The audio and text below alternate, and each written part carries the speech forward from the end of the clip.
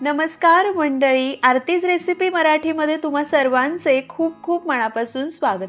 ज्वारी, बाजरी, नाचणी तांदळाची भाकर तर आपण नेहमीच खात असतो, पण आज आपण पारंपरिक पद्धतीने कळण्याची भाकरी कशी बनवायची ते बघणार आहोत।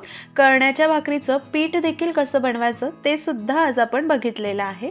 तर सर्वप्रथम कळण्याच्या भाकरीचं पीठ कसं बनवायचं ते बघूया।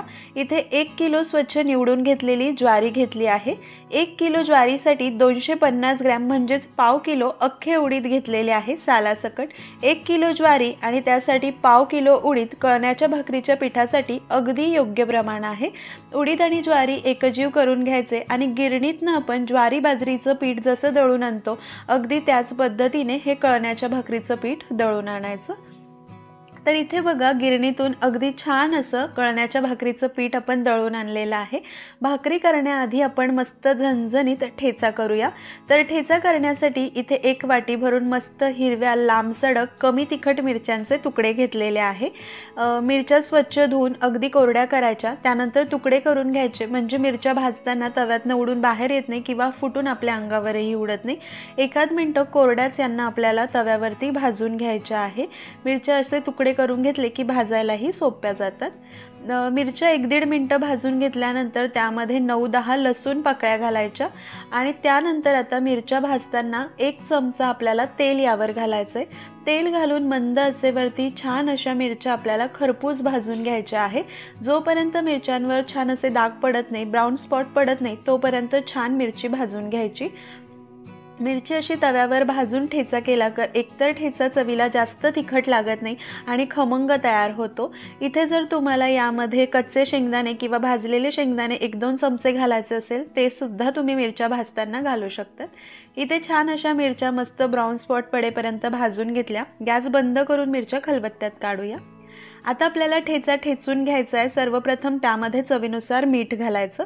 मीठ आत्ताच घातलं की मिरच्या पटपट ठेचल्या जातात आणि मस्त असं आपण ठेचून याचा ठेचा तयार करून घ्यायचा आहे।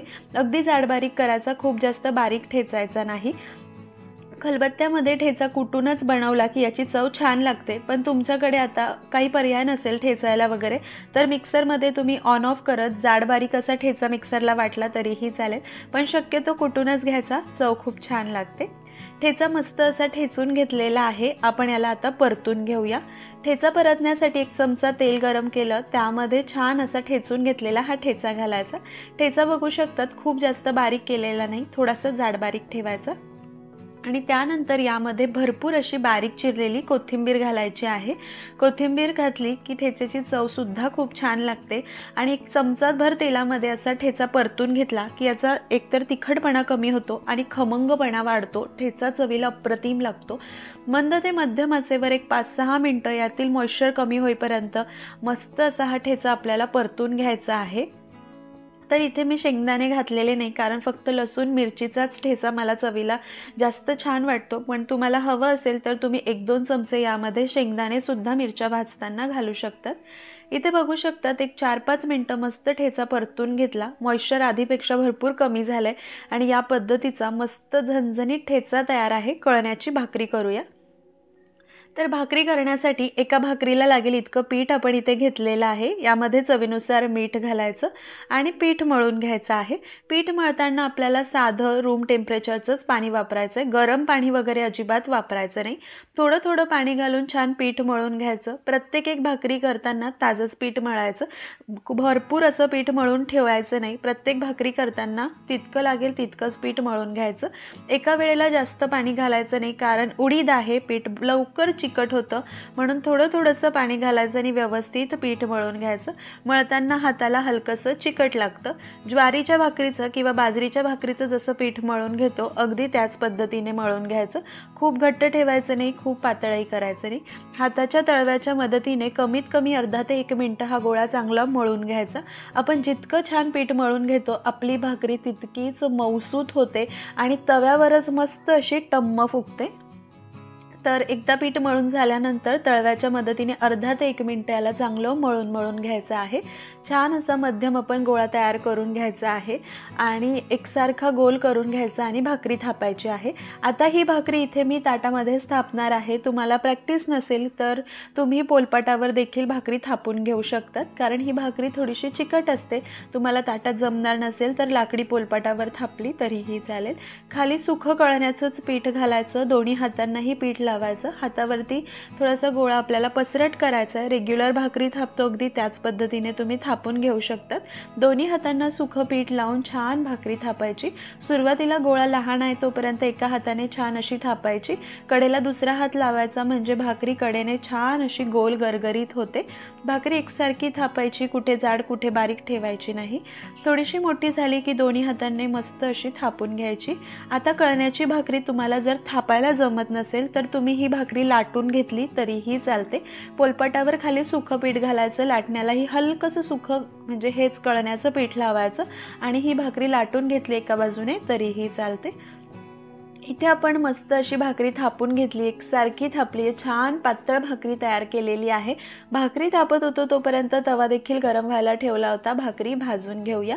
तवा छान कडकडीत गरम असावा। भाकरी घालताना गॅस कमी ठेवायचा। पिठाची जी खालची बाजू आहे ती वरती यायला हवी आणि वरती आपण जी थापलेली बाजू आहे ती तव्यावर जायला हवी, जशी आपण रेग्युलर भाकरी भाजतो अगदी त्याच पद्धतीने।